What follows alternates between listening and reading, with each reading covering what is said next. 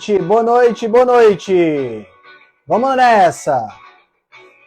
Segunda live do dia. Agora live rebelde com o nutricionista Bernardo Maia. Vamos chegando. Boa noite, boa noite. Boa noite, Lari. Boa noite, Thaís. Boa noite, Jane. Boa noite, boa noite. Boa noite, Tibério. Vamos chegando. Boa noite a todos. Sejam todos bem-vindos a mais uma live rebelde. Vamos chegando. Boa noite. Boa noite, Neisa. Boa noite, Maricota. Boa noite.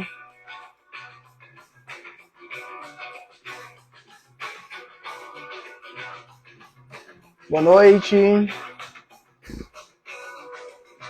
Fala, doutor Fernando Bastos. Boa noite, Tânia. Boa noite, Cíntia. Vamos chegando. Bom ter vocês aqui. Boa noite. Show de bola.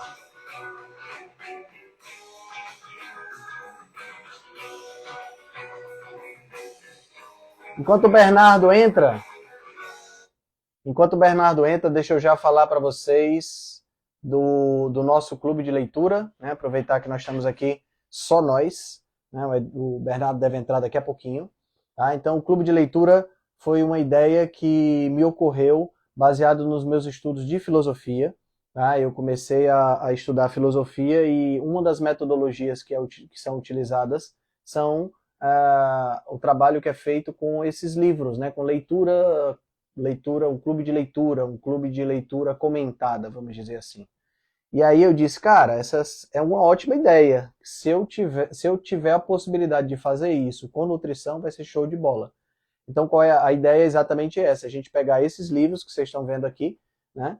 E a gente destrinchar esses livros, capítulo por capítulo, detalhe por detalhe, tá? Incluir mais informações, porque esses livros eles têm muitas referências externas que a gente pode trabalhar essas referências e incluir ainda mais informações. Então, a gente começou as aulas com esse livro aqui, que foi escolhido na enquete pública que eu coloquei, que é o livro Por que Engordamos, do Gary Taubes. Esse livro é um livro clássico dentro da nutrição, principalmente a nutrição moderna, né, relacionado com a literatura, que envolve as dietas low carb, as dietas de baixo carboidrato.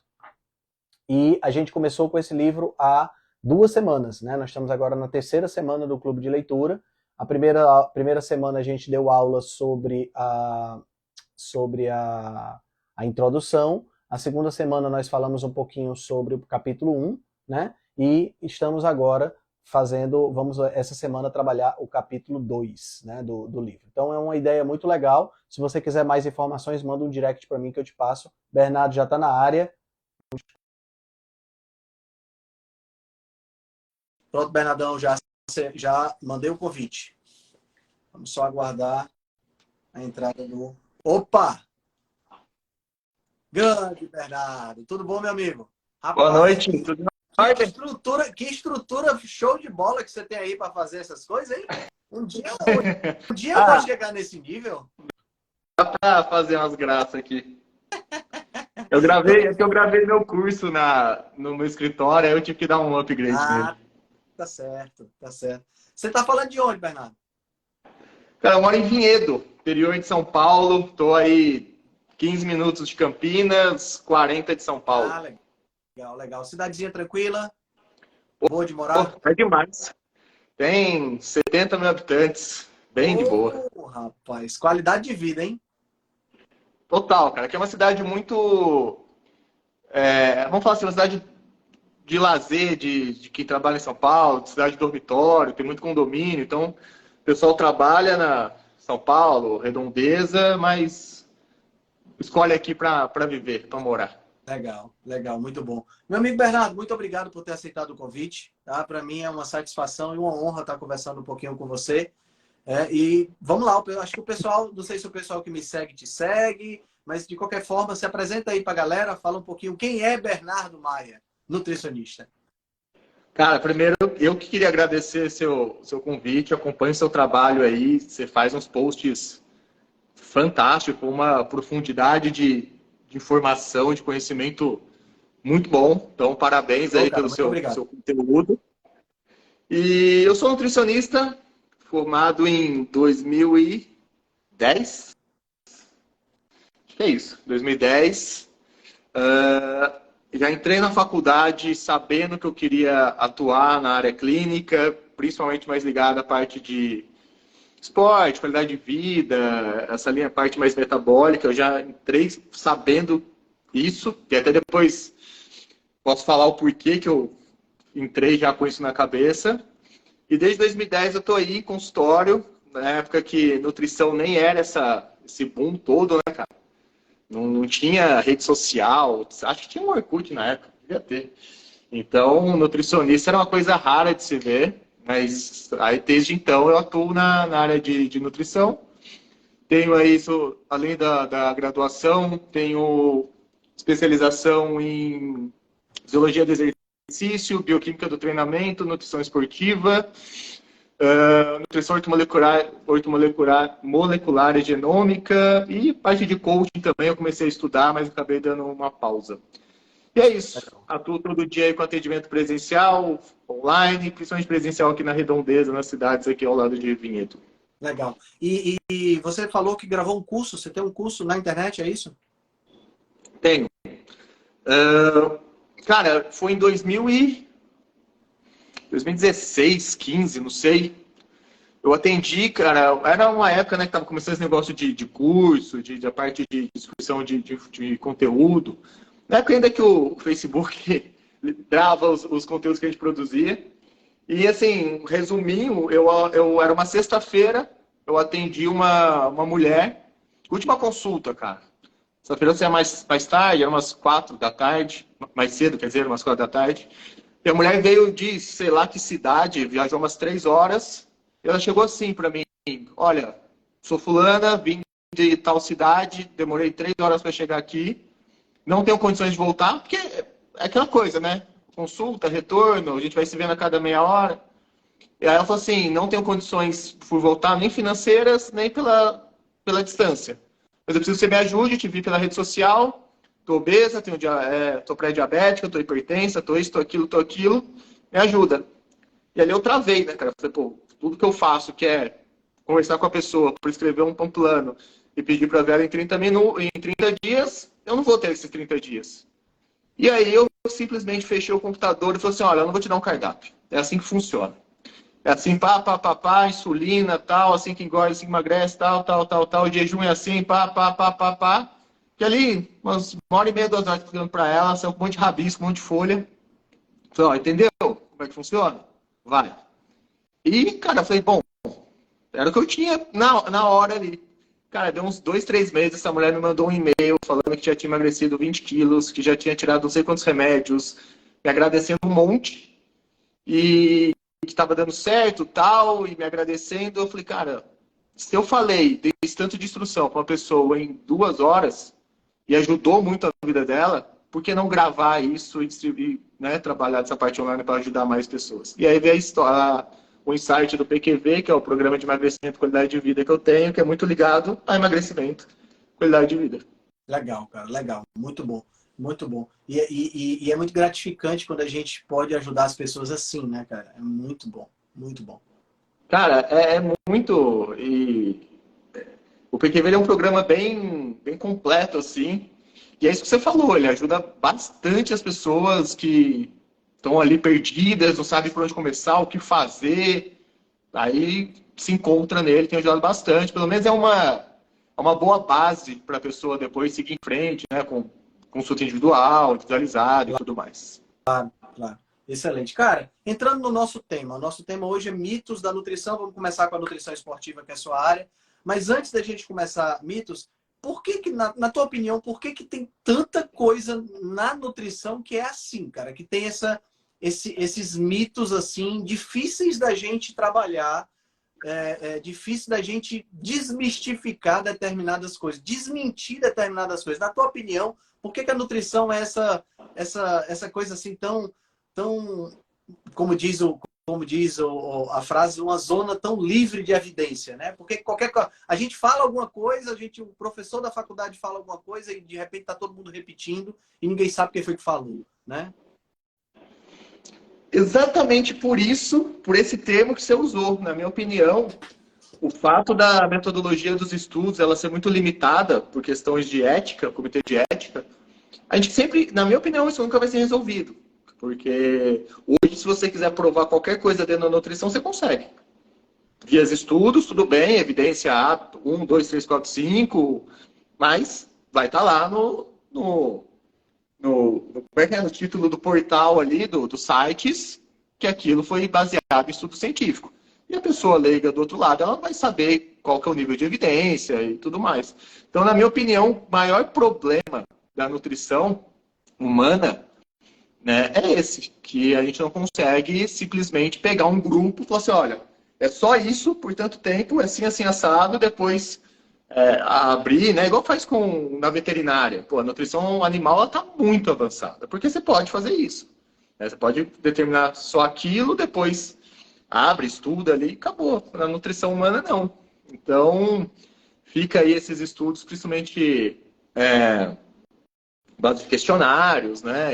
E aí por aí vai. Entendi. Então acho que esse é o problema. E você falou uma coisa chave, né? A nutrição animal, ela está muito mais avançada do que a nossa, né?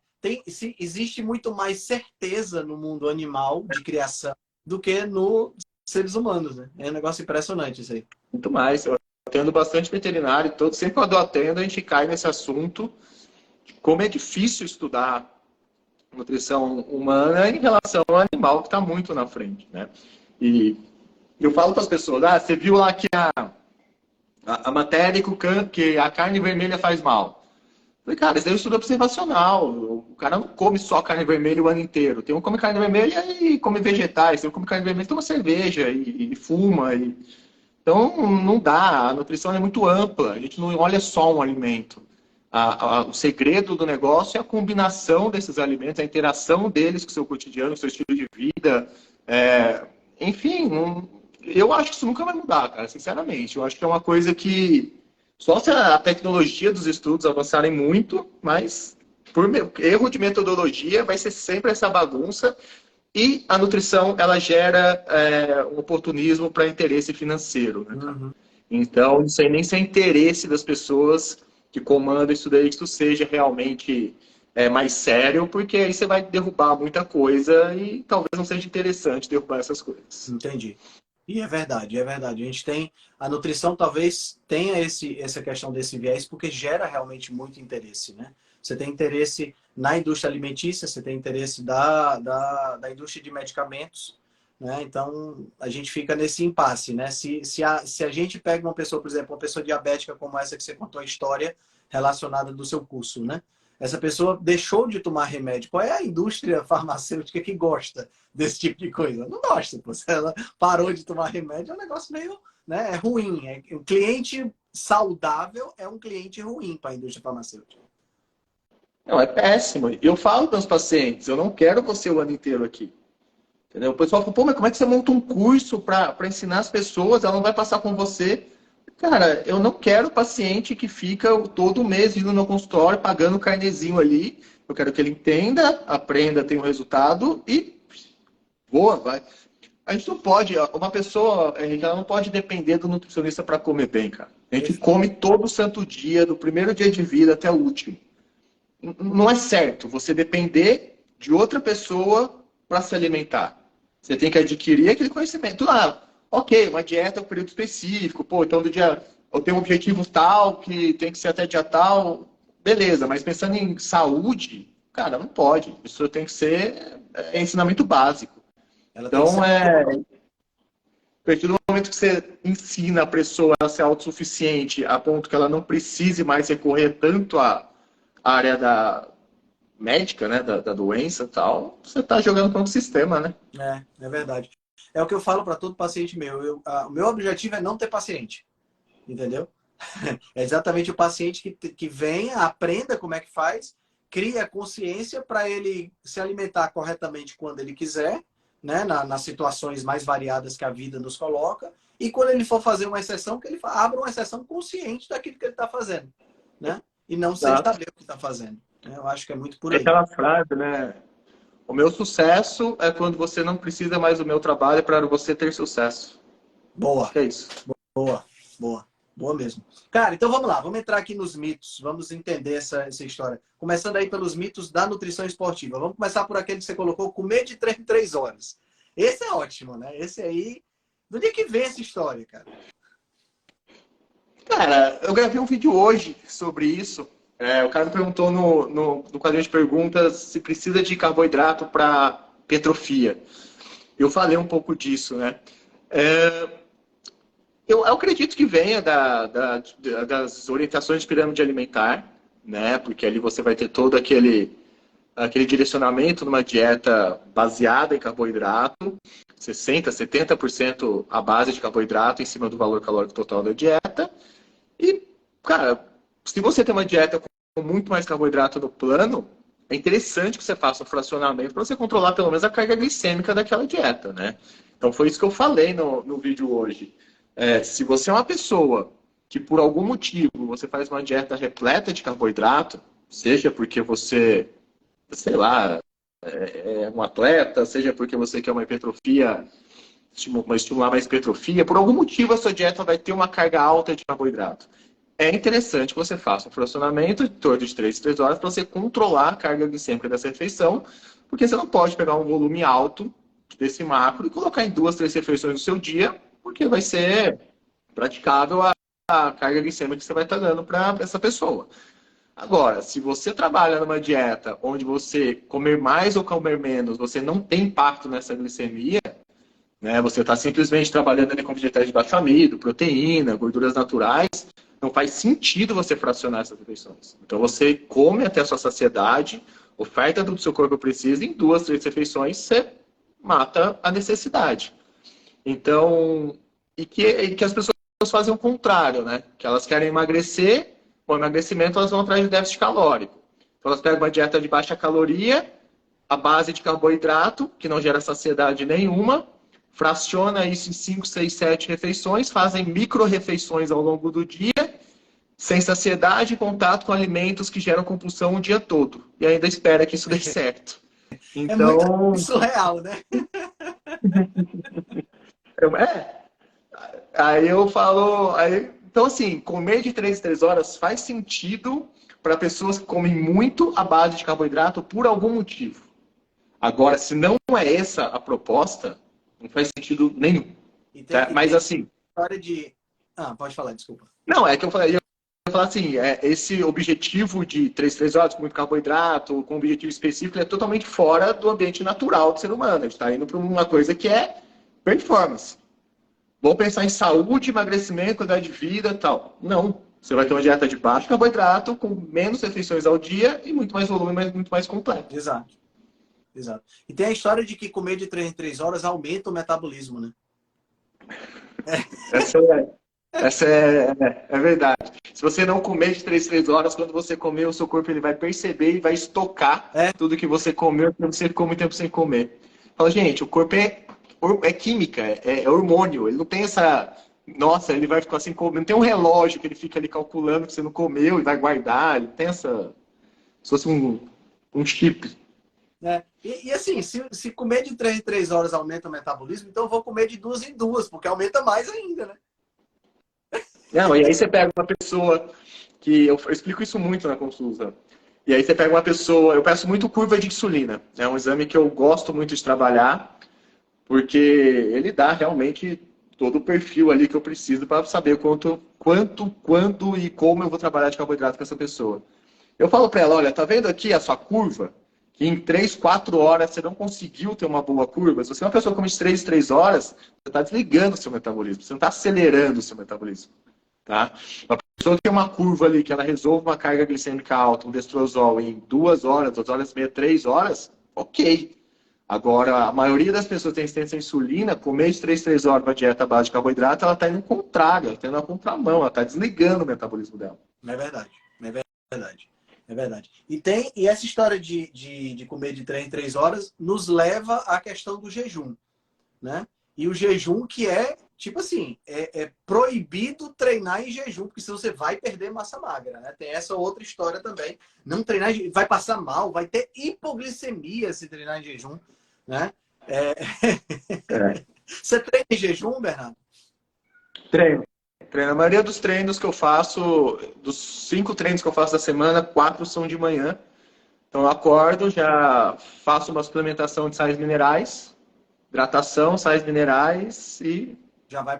vou pro treino. E, não, e pelo visto, pelo seu corpo, você está muito deficiente de massa magra, né? Perdendo. Eu brinco com os pacientes, eu falo assim, gente, a gente treina com reserva, tá? Então tudo que você comer hoje é seu pré-treino de amanhã. Se você comer o pré-treino típico, né, do pessoal de academia, que é banana, aveia e mel. Se você comer banana, aveia e mel, ele não tem um Waze. Tipo, hoje eu vou treinar perna na academia. Então você vai lá e você vai mandar banana, aveia e mel para sua perna.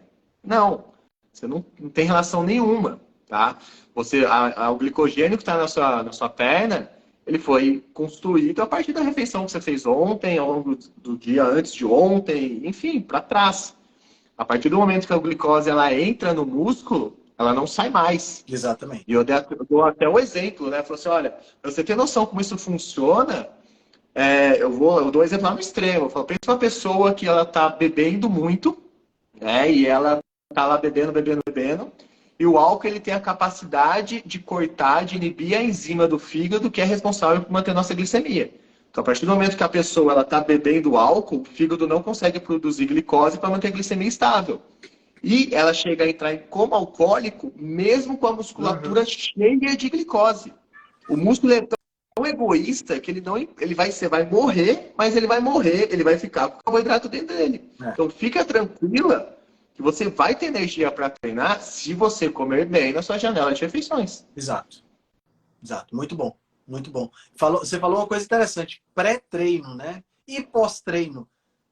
Cara, essa história do pré-treino e do pós-treino é outra coisa dentro da nutrição esportiva que é interessante, né? Porque todo bicho, especialmente bichos carnívoros que precisam caçar, então que eles têm uma demanda física antes de comer, como o leão, por exemplo, eu nunca vi um leão tomando uma pré-caça para poder sair para caçar, né? Mas a gente precisa de um pré-treino para poder treinar. É O outro cara faz nível. uma acumulação, né? Mas aí você matou a charada, né? É um interesse da indústria da nutrição Sim. esportiva, porque como é que ela vai vender a suplementação pré-treino e pós-treino se você falar que essas duas refeições elas não são tão importantes assim, né? Então, a síntese de glicogênio ela vai acontecer durante todo o dia, né? Então você vai ter ali insulina e GLUT4, que é o receptor muscular, e isso vai se conectar no horário que você comer carboidrato, independente se você treinou ou não, né? Então, a parte proteica, ela dura aí até 72 horas, às vezes até mais, para fazer a recuperação muscular. Então, esse negócio do pós-treino imediato, já levar o shake Janela ali de metabólica. whey. Tá bom? Oi? Janela metabólica é outra coisa Janela que... metabólica, meia hora, acho que é meia hora que falavam, né? É, Você comer tudo, a sua musculatura vai aproveitar e tal. Cara, é uma forma de você vender muito bem a parte de suplementação. Porque como é que o cara ele vai sair do treino e vai em meia hora digerir tanto de nutriente que ele precisa?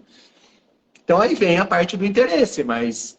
E o que acontece? As pessoas elas gastam uma fortuna em suplementação, que são bons, tá, gente? Tem coisa boa ali, mas ela se preocupa muito com a refeição pós-treino, que a dieta dela é horrível. Ela não tem a menor... Ela não come nada bem ao longo do dia, ela faz tudo errado, mas ela gasta ali uma bala no whey protein, por exemplo, no pós-treino dela.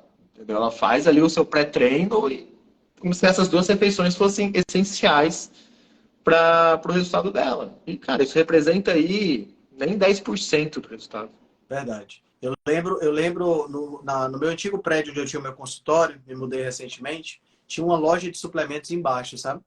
E aí, teve um dia que eu estava descendo na escada rolante e eu vi um casal saindo da academia. Tem uma academia também. Saindo da academia direto para a loja de suplementos. E assim, muito interessante, porque os dois estavam um pouquinho acima do peso. Então, claramente, eles estavam indo para a academia para poder treinar, para perder peso. E chegaram na loja de suplementos sem saber nada. E eles chegaram para o vendedor e disseram assim: o que é que eu devo tomar para perder peso? Imagina as caras de satisfação do vendedor quando ele escutou. Cara, o cara tava empurrando todo tipo de suplemento que você puder imaginar. Foi assim, eu acho que foi a venda do mês do vendedor, entendeu? Bateu a meta. Bateu a meta.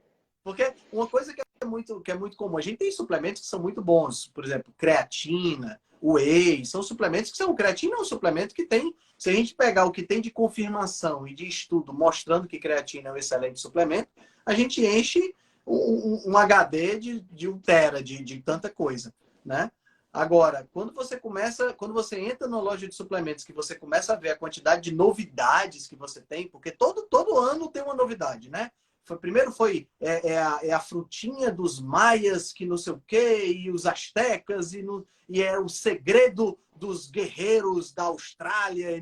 Sempre tem essas coisas que começam a aparecer. E assim, é muito marketing, né, cara? Muito marketing, pouca ciência. Eu falo que a loja de suplemento é uma loja de vender sonhos, né? Porque ali você tem tudo. Tem muita coisa boa. Igual você falou, a creatina é o suplemento mais estudado. A creatina ela é muito boa, não só para essa parte de ganho de massa muscular. Eu falo que a creatina ela é um suplemento essencial para idoso, né? Por causa da sarcopenia, por causa da locomoção. Ela tem uma função ali cognitiva, então para doenças neurológicas. Então a creatina ela é um nutriente essencial para o corpo humano. Ela está muito linkada à parte esportiva, porque o marketing da nutrição esportiva ele é muito forte, né? A nutrição esportiva é a área mais lucrativa dentro da nutrição. É onde se consegue vender mais coisa para um paciente dentro da nutrição? É na área esportiva. Né? Tirando a esportiva, vai vender o quê? Né? Então, eles fomentam isso muito bem.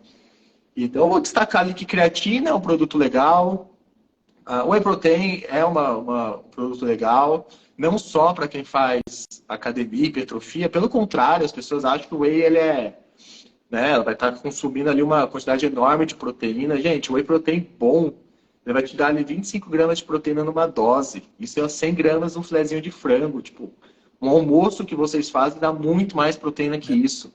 O diferencial do whey protein é a velocidade de absorção que ele te dá e que no final das contas isso não vale de nada. Né? Porque o que adianta você ingerir uma proteína, absorver uma proteína tão rápido que a recuperação muscular ela vai ser tão longa? Então para que serve o whey protein? Serve para você ter ingestão de proteína de alto valor biológico de forma rápida e prática. Só. Se você tem que aumentar a sua ingestão proteica e você trabalha muito, não consegue parar para comer e tudo mais, pronto, coloca que é muito mais fácil. Fora isso, não tem valia nenhuma ali, você pode comer numa boa. Então, assim, vou destacar ali uma glutamina para permeabilidade intestinal. Todo mundo toma glutamina achando que é para a parte muscular, e não é. A glutamina ela participa muito da recuperação muscular, mas é a glutamina que o corpo produz, a glutamina que a gente consome em suplementação, ela fica toda ali nos enterócitos do intestino para permeabilidade intestinal. Então, tem coisa boa. Mas 99%, cara, é promessa. É promessa. É promessa. Exatamente, exatamente. E já que nós estamos falando de suplementos, então podemos concluir que suplementos não são essenciais, né? Quer dizer, dá para você... Vamos pegar pessoas normais, pessoas como eu e como você, que não somos atletas de ponta, que não somos atletas de elite, a gente não vai participar de campeonato de fisiculturismo, a gente não vai correr uma maratona para tirar primeiro lugar. A gente precisa de suplemento, Dana? Não. Eu falo que existem 3 suplementos que a probabilidade de fazer muito bem para uma pessoa é muito grande. Isso não quer dizer que ela seja obrigada a tomar. Magnésio, porque a depletação de magnésio para uma dieta moderna, igual a gente tem pelo alto consumo de carboidrato, é muito alto. Então a gente tem um solo pobre, a gente tem uma água pobre e a gente tem um uso de magnésio muito aumentado. Não só pelas reações metabólicas que a gente precisa dele para praticamente tudo, quanto pelo metabolismo da glicose, que usa muito magnésio. Então, quando a gente pede ali o magnésio eritrocitário, né, aquele magnésio dentro da célula mesmo, a maioria das pessoas tem ele muito baixo. Então, eu falaria o magnésio é um bom produto. Eu falaria vitamina D para as condições das pessoas aí que ficam a maior parte do tempo fechadas, né? Então, quem mora em praia, trabalha ao sol, tudo bem, não precisaria. E ômega 3, né? Eu acho que é um bom produto aí para se incluir. Então, assim, a chance de você acertar esses 3 numa pessoa é muito grande. Fora isso, eu não vejo nada que seja, nossa, toma isso aqui que vai mudar a sua vida e tudo mais. Não. Certo. É mais ou menos o que eu penso também. No meu dia a dia, o único suplemento que eu estou usando, dois únicos suplementos que eu uso é a creatina e o ômega 3. E o whey para fazer sobremesa, porque eu ainda sou meio formiguinha, então eu de vez em quando dou uma misturadinha no whey com iogurte para fazer uma papinha doce, quando eu estou com vontade de comer doce, para não comer chocolate, né? Para não comer essas coisas, né? Aí eu Toda prefiro. noite eu como isso. Aliás, desligando a live aqui, eu vou fazer o meu. É isso aí. Mas o whey é pra isso, cara. As pessoas, por exemplo, às vezes a pessoa ela fala assim, ah, o whey tem que ser pós-treino. Aí vamos supor que ela treina no final da tarde, igual a maioria treina. Então ela vai treinar, depois para casa dela ela vai fazer um jantar, uma refeição principal que na maioria das casas aí de quem tem, né? Vai poder ter uma carne, uma proteína. Eu falo assim para ela, o seu whey ele não é pós-treino, ele vai ser no meio da tarde para cobrir uma janela que você tem ali sem aminoácidos, porque você vai treinar e você vai comer proteína depois, né? Você não vai treinar, tomar whey, aí a pessoa fala assim, nossa, depois eu não consigo nem jantar. Olha que troca que você fez Pois é. péssima. É. Entendeu? Eu lembro que quando eu comecei a me interessar por essa parte de nutrição e tudo mais, eu treinava numa academia e tinham dois colegas que treinavam comigo que eram atletas de fisiculturismo. Eles realmente competiam, tá entendendo? E eu todo empolgado, né, achando que estava abafando, perguntando qual é o whey que eles usavam. Ele disse, whey? Não, mas a gente come comida. Quer dizer, os caras eram atletas. Eles não eram pessoas como eu que estava treinando para ficar bonitinho. Os caras eram atletas, ou seja, eles iam para campeonato e o whey era a segunda linha para eles. A proteína que eles usavam era o frango, era a carne, né? Então, quer dizer, realmente é isso, né? A gente não tem essa necessidade absurda. Ainda mais nós que somos meros mortais, né? Então, cara, é isso que eu ia falar isso. Os próprios atletas, muitas vezes, eles são patrocinados pelas empresas, eles, lógico, eles fazem todo o marketing e tal, mas quando você pega o dia a dia deles, é comida. E foi assim que eu entrei nesse universo da comida de verdade, vamos falar assim, né? Onde já vai levar para uma low carb, para jejum. Porque o começo da minha carreira, eu trabalhava muito com performance. Hoje não, hoje eu trabalho com qualidade de vida, pessoas que fazem esporte, mas em busca de um corpo legal, ok, mas nada. Eu trabalhei no começo com realmente muita competição, muita coisa. Eu atendi muito parte de fisiculturismo, assim, mas principalmente muito lutador. E como é que eu entrei nesse universo? Né? Porque pô, o lutador é aquele cara que é seco, é forte, só que ele tem que pesar 8 quilos menos do que ele pesa, para fazer as pesagens e tudo mais. E ali, pô, recém-formado, eu tinha acabado de fazer minha pós, estava no segundo ano da pós, eu falei, o que eu vou fazer? E, pô, era 2012, estudei 2013, então não tinha nada, né, para você pesquisar, não era igual hoje. Aí, muito fórum americano, muito coisa americana, e aí que eu comecei a ver que, pô, descobri esse negócio de paleo, jejum intermitente, que lá fora já estava muito avançado e que não tinha nada. E aí que eu comecei a ver, né, trazendo para o tempo, eu falei assim, pô, esses caras autoatletas, principalmente dessa linha, eles são a base de dietas, a base de comida de verdade. Quando eles querem fazer uma queda de peso, uma definição maior, a alimentação trabalha-se muito jejum e tudo mais. Então eu comecei a estudar muito isso para pensar fora da caixa daquele negocinho da suplementação, nutrição esportiva, whey no pós, whey com destrose, bababá, com os 3 horas. E aí que minha cabeça explodiu quando eu tive que pegar esses casos super complicados, né, fora do trivial, e comecei a ver literatura de fora para tentar fazer alguma coisa diferente ali, porque o básico que a gente aprende não ia resolver o problema dessas pessoas. E atleta usa pouquíssima coisa. Pouquíssima coisa. Você usa porque ganhou, porque, sabe, pô, aí tá lá o cara, mas dele lá, até porque são pessoas que na maioria das vezes não tem uma condição financeira alta. Então eles vão ali na comida mesmo e é o que dá mais resultado. Até aquela parte, né, Henrique, de pô, parte digestiva, gasto calórico, né, defeito térmico do alimento, todo o processo de digestão, absorção, você ter comida sólida é muito melhor, tem muito estudo que vê isso, né? O quanto você aproveita da refeição sólida versus a refeição líquida. É muito mais fácil você comer do que beber. Então, eles também estão ligados nisso, né? Então, as pessoas têm aquele preconceito preconceito, né? O fisiculturista é aquele cara burro que só puxa ferro e tal. Cara, eles têm um. Isso tá longe da verdade, viu? Eles têm um conhecimento da fisiologia deles, cara. Muitas vezes é na tentativa e erro, às vezes passando os perrengues ali, mas eles têm uma noção de nutrição e fisiologia muito grande. Entendeu? Eles vão atrás, eles vivem isso. É verdade, é verdade. Cara, passando aí um pouquinho da questão da nutrição esportiva para a nutrição de uma maneira geral. Carne vermelha faz mal. Dá câncer e se você comer, você vai morrer. Além do que a carne vermelha foi coisa do Satanás que botou na face da terra. Porque hoje em dia tá assim, né? Carne vermelha é um negócio que, puxa, você falar que você come muita carne é mesmo que você tá atentando contra a mãe do sujeito que está na sua frente, né? É um negócio surreal isso. Às vezes eu recebo uns pacientes que têm lá recomendação médica por ácido úrico, ou porque na família tem histórico de câncer no intestino, ainda mais agora, né, que alguns famosos aí tiveram câncer de intestino, estourou uns 2, 3 casos aí isso veio à tona. Eu falo para a pessoa, olha, no seu sangue a carne não tem cor, o seu sangue é tudo aminoácido. Tá? Então, a partir do momento que passou do seu estômago, não tem mais essa de whey, ovo, carne vermelha, carne branca, quebrou, já era. Tá? Se você tem uma digestão boa, a sua digestão proteica ela vai ser basicamente estômago. Então, só aí você já quebra todos esses mitos, né, cara? As pessoas... E pior que você vê pessoas estudadas, né, falando isso, é uma questão básica de digestão, né?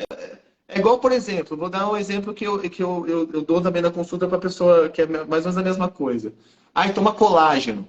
Fala, amigo, você não absorve proteína. Se tu vai tomar colágeno da proteína, ela vai ser quebrada do seu estômago, no seu intestino ela já não é mais colágeno, ela é aminoácido solto. A carne é igual, tá? Então, tira isso que ela está relacionada a câncer ou isso, aquilo, a pessoa não vive só de carne vermelha, e as pessoas que vivem só de carne vermelha, se você for estudar, elas estão muito bem de saúde. Não é? É muito Então, bem. E tem a história da gordura carne saturada, né? Gordura saturada é outra que a pobrezinha, desde a década de 50, vem sendo massacrada, né? E é um mito que custa morrer, né? Esse da gordura saturada é renitente. É impressionante. Esse daí vai ser difícil derrubar. E, cara, não faz muito sentido, né? Porque já foi provado por N vezes aí, estudos randomizados que não tem relação, bababá, bababá, bababá. Mas as pessoas, elas olham a gordura da carne, o que ela pensa? Se eu tô comendo gordura, eu vou ter gordura dentro de mim. E, cara, se você for parar para pensar, elas não estão pensando errado. Porque, pô, é uma pessoa leiga. Sim. O que ela vai, né? Ela vai olhar, eu tô comendo gordura, eu vou ter gordura no corpo. A nomenclatura tá errada. Tinha que ter nomes diferentes isso daí, né? Sim.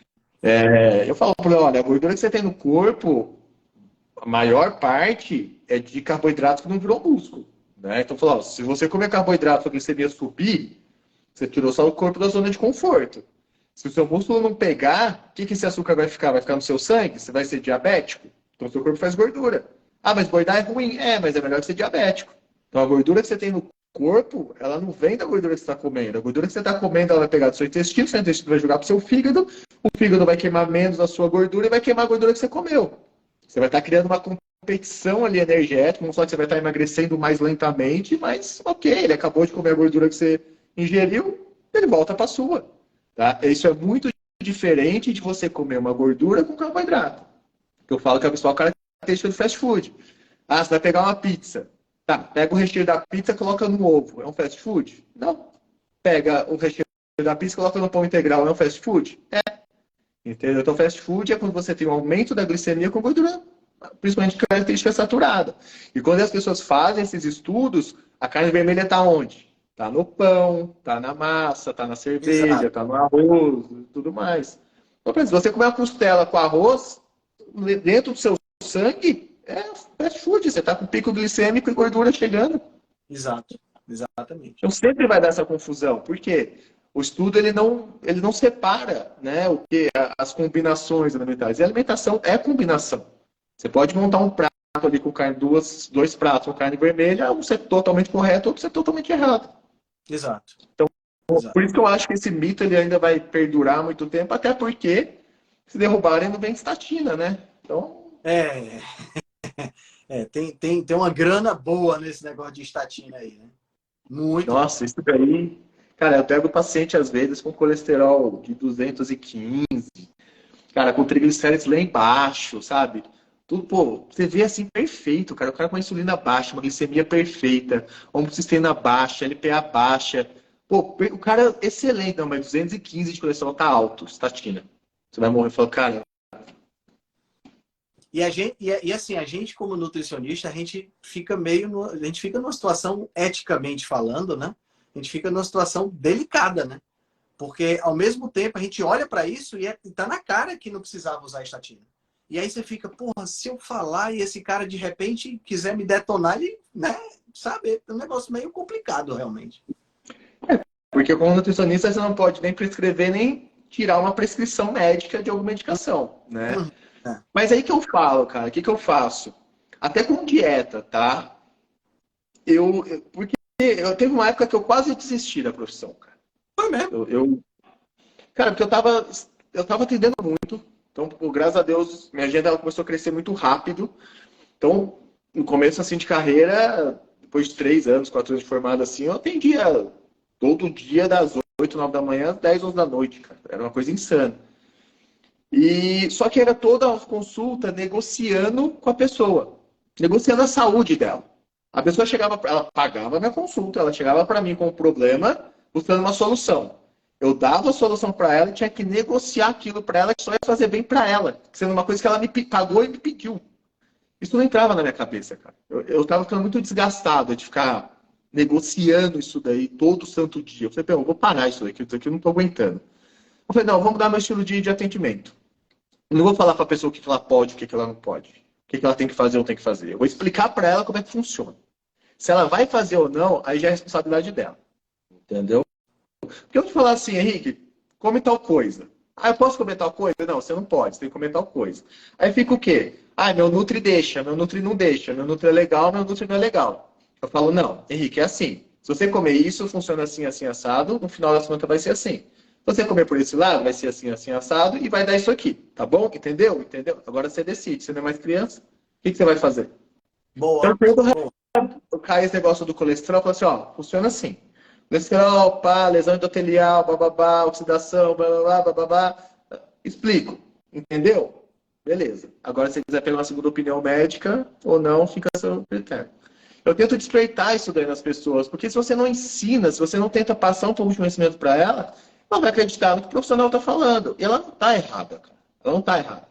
Agora, se você entende um pouquinho que seja, depois você vai lá no Google, dá uma pesquisada, sabe? E dá uma olhada aqui, dá uma olhada ali, ela começa a questionar.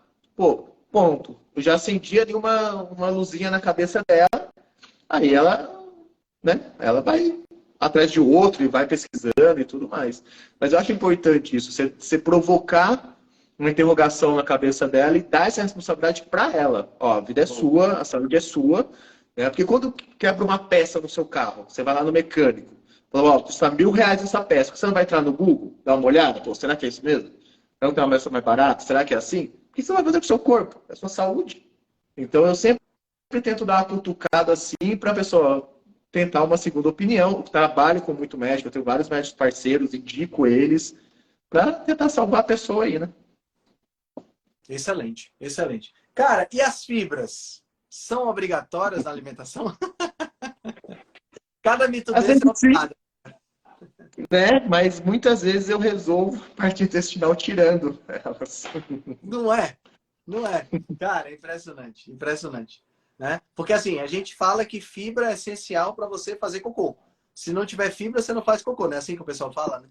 Mas, cara, tem a grande, pô, pelo menos para mim, a grande maioria dos meus pacientes que eu tirei a fibra, eu consegui que essa pessoa tivesse uma regularização do intestino e indo ao banheiro com mais tranquilidade. Não sei se você tem a mesma experiência. Alguns casos, sim, até porque se a gente pegar a maioria aí das fontes de fibra, não naturais, mas que são, né, industrializadas, então, pô, consome aqui a granola, não sei das quantos grãos, do pão integral de não sei quantos grãos e tudo mais.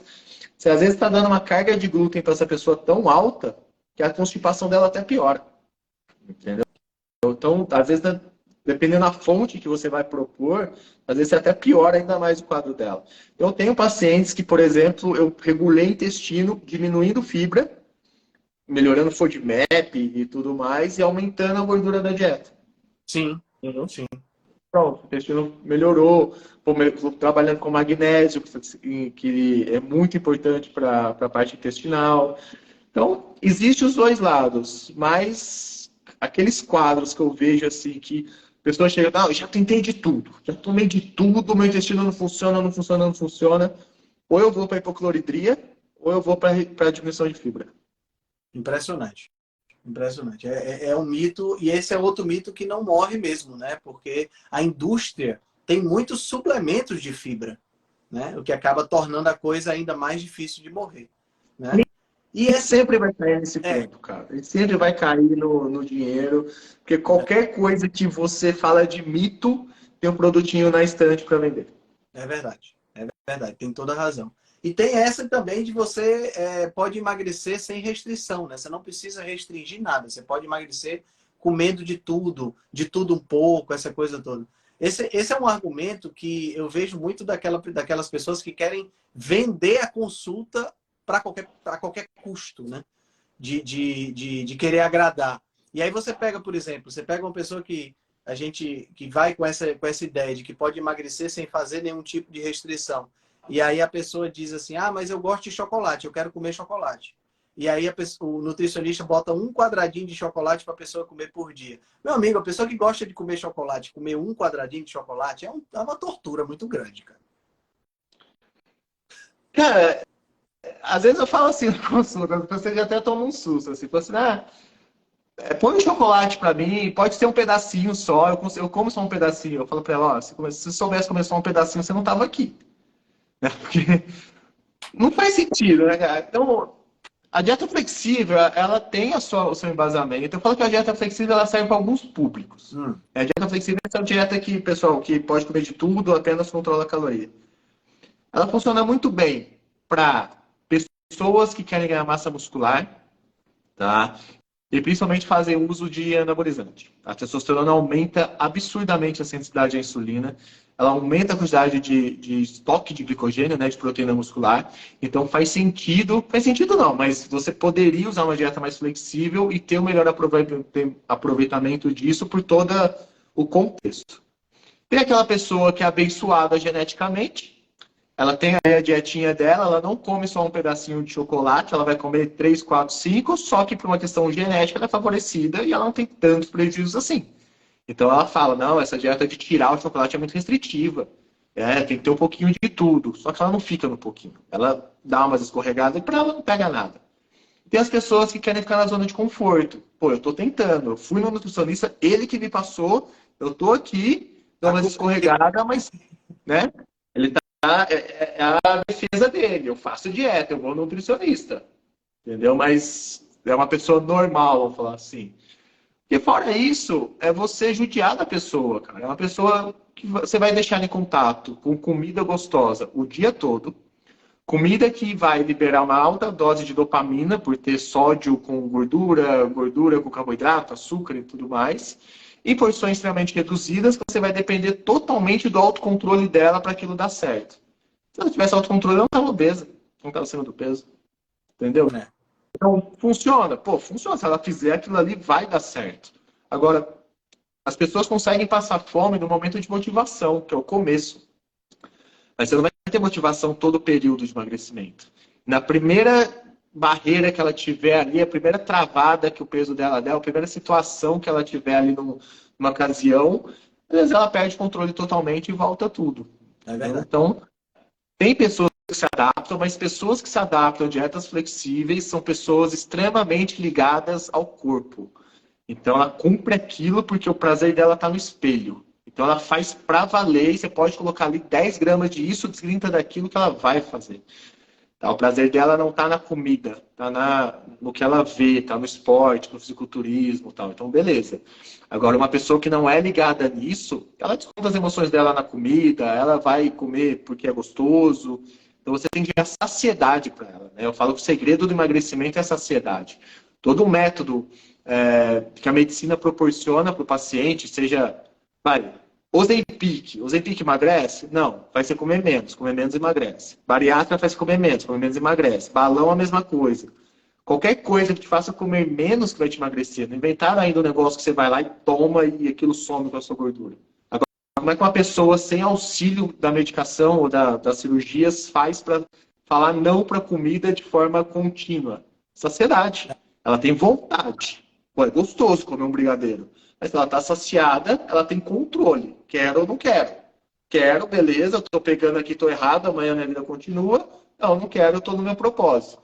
Agora, com fome, passar bolo, passar pão, passar tudo na sua frente ali, você falar não, o cara tem que ter a cabeça de ferro, hein? E tem uma coisa, sabe, Bernardo, que a gente está conversando aqui sobre dieta e sobre emagrecimento, e isso tudo reflete do ponto de vista estético. Mas quando você pensa na dieta flexível, em comer essas coisas todas e pensar só na caloria, a gente esquece da questão inflamatória, da questão oxidativa. Isso aí não tem jeito, né? Isso aí a pessoa pode até estar comendo pouca caloria e estar perdendo peso, mas o corpo dela está sofrendo esse impacto inflamatório, oxidativo do que ela está comendo, né? Sim. Isso até foi... Uma vez eu dei uma palestra num congresso, 2015, cara. E o meu tema era déficit calórico no emagrecimento e na saúde. E eu coloquei alguns estudos disso, onde as pessoas fizeram, aí sempre confrontando, né, cetogênica com restrição calórica, pique carbo, low carb e tal, jejum e tal, sempre aquelas briguinhas de dietas, aquelas posições tradicionais que a gente vê. Uhum. E vários estudos mostrando que mesmo em restrição calórica, com perda de peso, o grupo tinha aumento de triglicéridos, aumento da hemoglobina glicada. Pô, é muito comum você pegar hemoglobina glicada e gente que faz dieta flexível, mesmo emagrecendo. O cara dá pico glicêmico toda hora. Entendeu? Você vê a glicemia média dele é 120, 115, uma né, de 5,8, 5,9. Pô, mas eu tô perdendo peso. Tá, mas você dá uma porrada na sua insulina a cada 3 horas. Aí entendeu? não tem como escorrer, não tem. O corpo acaba reagindo a isso aí, mesmo perdendo peso, mas o corpo vai ter um impacto, né? Não tem jeito. A não ser que essa pessoa tenha a sensibilidade de insulina muito alta, que é o que eu falo da curva. Uhum. Então, quando eu pego a curva de uma pessoa, eu falo assim, olha, você pode ir até aqui. Daqui para lá, hoje você não pode. Entendeu? Você não pode nada, sua curva né, deu tudo errado. Então, eu acho que hoje a gente tem muito dado para passar essa segurança para a pessoa até onde ela pode ir. Agora, você pegar para todo mundo, prescrever uma dieta altíssima em carboidrato refinado, em açúcar, você vai estar desbalanceando tanto a parte psicológica e comportamental dela, quanto a parte metabólica dela. Porque se a pessoa está querendo emagrecer, ela está chegando ali na sua frente, algum grau de resistência insulínica ela tem, cara. Entendeu? Tirando a pessoa saudável, que é fins estéticos e tudo mais, se ela está buscando emagrecimento, algum fundinho de resistência insulínica, nem que seja um grau pequeno, ela vai ter. E às vezes você pode piorar isso, porque você vai gerar uma compulsão nela e você vai jogar gasolina no fogo. Então tem que ter cuidado com isso. Essas coisas de tabela de substituição. Às vezes as pessoas chegam lá para mim, ela está fazendo essa dieta. Cara, um bloco de substituições, porque é só caloria. Então, X gramas de batata doce equivale a X gramas de biscoito de polvilho, que vale X gramas de arroz, que vale X gramas... Pô, bate as calorias ali de carbo e beleza. Mas as calorias não são iguais, né? Elas criam impactos diferentes na nossa classe hormonal. Então, as pessoas têm que entender isso. Hoje está muito na alta esse negócio de contagem de macros. Como 100 calorias de abacate fosse 100 calorias de batata, como se fosse 100 calorias de frango. Cara, tô falando diferente, né? Então... É complicado. É verdade. E aí a gente entra num tema que é bem espinhoso, que é vegetais versus animais, né? Que aí a gente tem, não sei se na época que você se formou, eu acredito que deve ser a mesma coisa, mas quando eu me formei, os vegetais, eles são alimentos criados por Deus para nos fornecer tudo que nós precisamos, enquanto os alimentos de origem animal, eles foram criados pelo Satanás para dar doença para a gente, né? Então, quer dizer, o seu prato tem que ter muita salada e um pedacinho de carne do tamanho da palma da mão, não tem? Não tem essa medida, né? Do tamanho da palma da mão, né? os nutrientes de origem vegetal, eles são melhores porque você tem menos toxina, menos isso, menos aquilo. E não é bem assim, né, cara? A gente sabe hoje que a gente tem não só menos biodisponibilidade, como muitos antinutrientes também, né? Então, aquelas recomendações, né, do feijão para você curar anemia, reverter uma anemia, o prato colorido, né, tantas porções de fruta ao longo do dia. Cara, ok, tá? Você pegar uma pessoa que ela come pizza todo dia e bebe e tudo mais, você dá essas orientações para ela, pô, lógico que vai estar fazendo bem para ela. Né? Você não tá. Eu falo que as pessoas falam, perguntam muito para mim assim, o que você acha da carnívora? Eu falo assim, olha, eu acho que a carnívora tomou um corpo muito bom, mas eu acho que o objetivo principal dela não é falar que os vegetais fazem mal, é tirar esse peso da culpa da carne vermelha. Uma coisa não pode ser oposta à outra. Você quer comer o seu vegetal? Porra, come, cara, não tem problema. Exato. É o que eu Beleza, falo. entendeu? Eles são essenciais? Não. Tá? Então, eles não têm a maior disponibilidade de nutrientes, eles não têm as proteínas de maior valor biológico, eles não vão te dar ali tudo que você precisa, né? Isso aí, por exemplo, quando eu atendo vegano, é raro eu atender vegano, quando eu atendo vegano é um perrengue para montar a dieta deles, para você tentar minimizar o prejuízo ali, e enquanto a parte animal, ela vai te dar todos os nutrientes com alta absorção, as pessoas, né, confundem muito isso, a biodisponibilidade do nutriente, enfim, ela te dá, se você souber variar os tipos de cortes de carne e tudo mais, tudo que você precisa. Fora a parte de antinutrientes, que quando você entra nesse assunto, a pessoa até assusta. Né? Geralmente eu entro nisso, eu só vou entrar nesse assunto, Henrique, quando a pessoa ela tem uma doença autoimune. Certo. Entendeu? Porque na consulta eu não vou soltar essa informação assim se ela não tiver uma autoimune, se tiver tudo bem nessa linha, porque às vezes é você tocar num ponto que você vai. Mais do que ajuda, né? Mas quando ela tem uma autoimune, ela fala, ó, vem cá, então vamos falar um pouquinho do seu intestino. Falou em autoimune, a gente tem que falar de intestino. Falou de intestino, a gente tem que olhar a parte de antinutrientes, a gente tem que falar de avenina, tem que olhar de glúten, tem que falar de lecitina. Aí você entra nessa parte aí dos antinutrientes e puxa a dieta mais para o outro lado. Todo mundo que tem autoimune, de bate pronto, eu já diminuo leguminosa, oleaginosa, glúten, laticínio, para dar aquela melhorada no intestino. Então aí eu entro nesse assunto, sim, a pessoa até dá uma assustada. Mas existe esse mito, né? É outro mito. Prato colorido, um pedacinho de carne, porque a carne sobrecarrega seu rim, ela tem colesterol e você vai ter um infarto. Exatamente. A última, pra gente pensar em encerrar. Margarina é melhor do que manteiga. Eita, rapaz, essa tem história para contar, viu? Pô, e agora estão. Eu pensei que esse negócio tinha morrido, agora reviveram esse negócio, falaram que lançaram uma margarina diferente aí. E eu falo o seguinte, gente, não importa a margarina que lancem.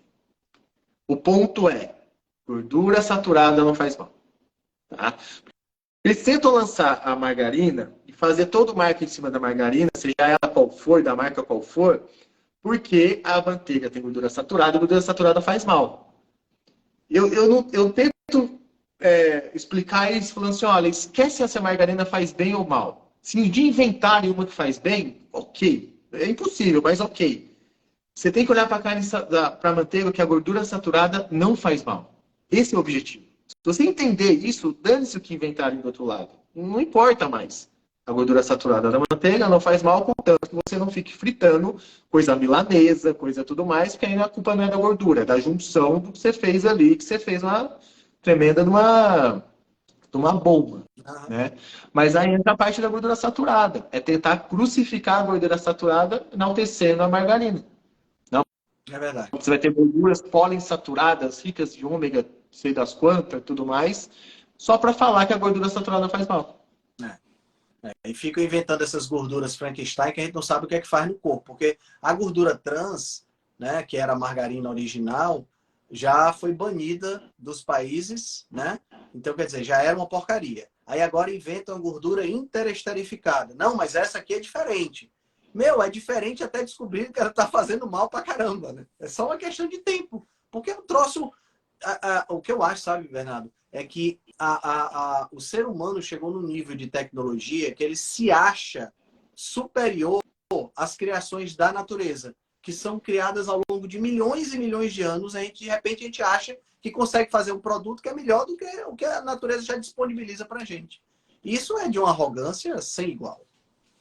É isso que eu falei. Para que ficar inventando essas coisas se a manteiga já basta? Já está certo. Não tem por que cruzar. Ah, mas é gordura saturada. Ok. Não faz mal, não tira isso da cabeça. Entendeu? Então, é isso que eu tento falar para as pessoas. Não se preocupa com a margarina. Se ela faz mal, se ela faz bem, se vão inventar uma, sei lá das quantas, esquece ela. O que faz bem e que funciona está aqui. Pronto. Olha isso aqui e deixa o resto passar lá e tá tudo bem. Para de focar nesse lado. Porque é isso, é tentar tirar eles tentam colocar essa carga em cima da gordura saturada, em cima da manteiga, fazendo, né? E aí promove óleo de soja, promove canola, promove óleo de milho, de algodão, o que mais tem? E aí vai. E só para falar que a gordura saturada faz mal. Só que a banha faz mal, que o óleo de coco faz mal, que a manteiga faz mal. Entendeu? Então, se provarem que isso não faz mal, todos esses produtos caem. Exato, exatamente. E, mais uma vez, a gente volta para a raiz da história, né? O interesse da indústria em perpetuar determinados produtos. Não tem jeito. Verdade. Cara, a gente tem uma hora de live, eu não quero ocupar muito o teu tempo. Eu quero te agradecer demais e quero te fazer a última pergunta, que é a pergunta nerd da noite, né? Porque eu adoro leitura e uma das coisas que eu sempre peço é a indicação de um livro. Não necessariamente um livro de nutrição, mas algum livro que te tocou ao longo desse tempo todo. Se você quiser indicar aí pra gente, os leitores aí também sempre gostam das indicações. Cara, eu até peguei aqui. Eu vou puxar para a área da nutrição, que é o que eu mais leio mesmo, que é o Código da Obesidade. Eu acho que todo mundo deveria ler. Eu também peguei outro aqui, que são 2 livros que eu acho que são bem básicos, que é o Por que Engordamos, também, do Gary Taubes. Muito bom. São 2 livros bem clichê, né? Bem assim. Mas eu acho que para quem pensa em alimentação saudável, sem levantar a bandeira de dieta X, Y, Z, se você quer sair um pouco da caixinha, ter um senso crítico, um senso de interrogar se aquilo realmente, né, se a indústria, isso tudo que a gente está falando, pô, isso faz bem, isso faz mal. Será que esses dois estão falando aqui agora? Pô, será que esses caras estão certos? Será que... Então, para você ter um pouco mais de senso crítico, eu acho que esses 2 livros abre bem a mente para a pessoa ir atrás de novos conteúdos aí. Então, eu vou destacar esses 2, são bem clichê, mas eu acho que para começar, muita gente aqui já vai evoluir bastante. Show de bola, show de bola. Meu amigo Bernardo, muito obrigado pela tua participação, obrigado por ter aceitado o convite, cara. E eu estou à disposição. Quando você vier aqui em Fortaleza, já sabe que tem um churrasco aqui esperando por você. Opa, agradeço. Não conheço Fortaleza, cara. Não conheço. Ô, rapaz, mas obrigado pelo convite. Valeu. Sempre que você precisar aí quiser bater um papo, uma live, fazer ali qualquer coisa, conte comigo. Tamo junto. Show de bola, meu amigo. Muito obrigado, hein? Forte abraço. Boa noite. Boa noite, pessoal. Tchau, tchau.